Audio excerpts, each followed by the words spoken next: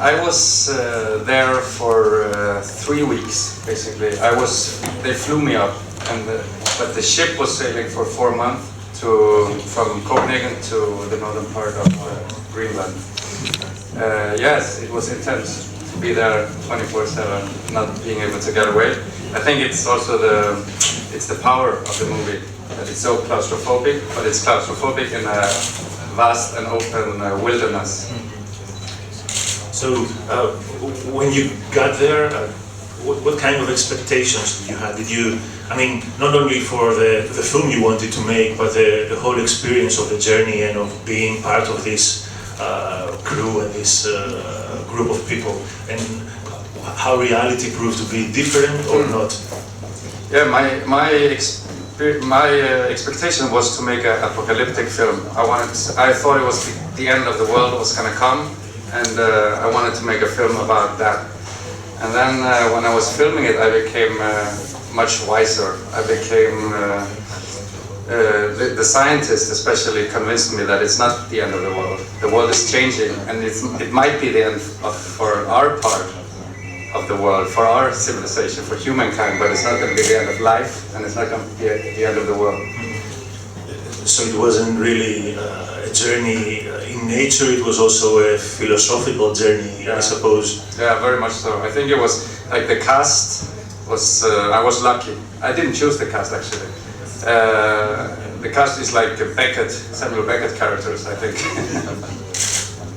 So, one of these Samuel Beckett characters says at the moment that, yeah, maybe we think that Earth is on the verge of extinction, but it's not Earth, it's us, and it's a lesson to lose your, I don't know, your self-importance, the fact that you can acknowledge that, yeah, maybe we'll die, but this thing will continue. Did this be something that resonated with you after that journey? Yeah, sure, because like when we had to finance the film, everybody asked, yeah, but what's the hope?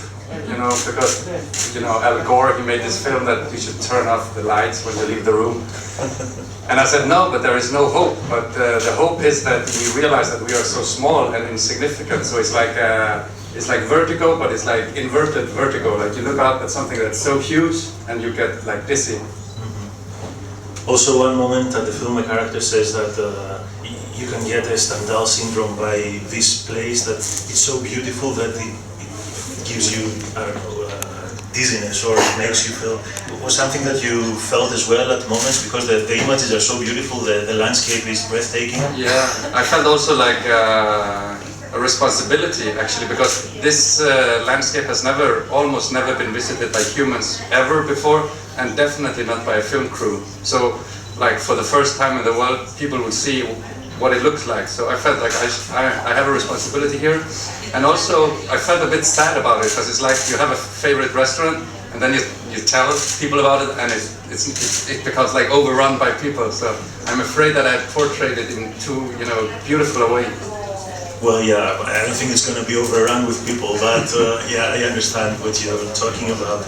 And speaking of, you spoke about Al Gore. I mean, every environmental, let's say, documentary has to have a message. Was this a concern of yours, that you don't have this really straightforward message in your film?